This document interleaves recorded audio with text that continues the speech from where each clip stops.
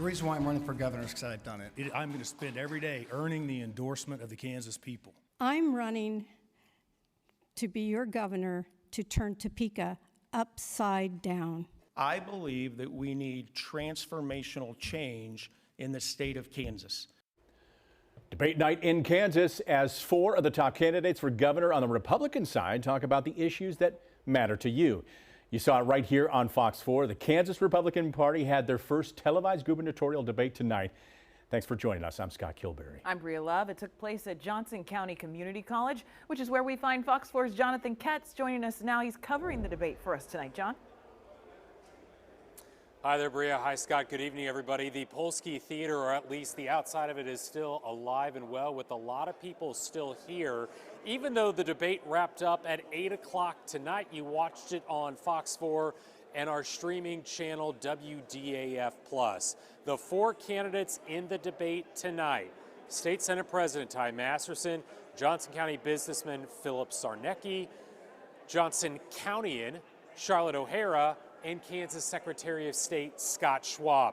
Masterson mentioned his endorsement from President Donald Trump a number of times tonight, likely about 10 times, making that loud and clear to the people who were watching all across the Sunflower State and the people inside of the theater. One of the biggest questions going into tonight deals with property taxes as they are rising in the state. A question for all 4 candidates on stage: what would you do as governor? Cap appraisals, let voters block the spending increases, do both of those, or do nothing? Now you're about to hear some of the answer from all 4 candidates, but the one person who took the most amount of criticism tonight was Kansas's State Senate President. This is the #1 issue and the #1 concern for people. I've talked to so many people, ladies and people that have had to sell their homes because of their property tax increases. And for 3 straight years, Ty Masterson and the career politicians have promised property tax relief. They said it's a top issue. We're going to get property tax relief done. For 3 straight years, they've done that. And for 3 straight years, how much property tax to the people at home have you received? How much property tax relief? That's right, none.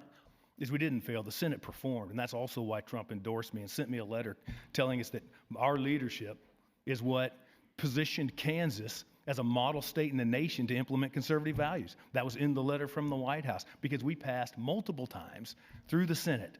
By the way, we'll get to the question, both, right? You have to stop it because we are taxing on unrealized gains. We didn't fail, we succeeded. A small group of Republicans, phony Republicans, they sided with the Democrats and stopped it in the House. I would abolish the property tax. I would go with Senator Murphy's abolish the property tax and have a use tax, because our property tax system is broken.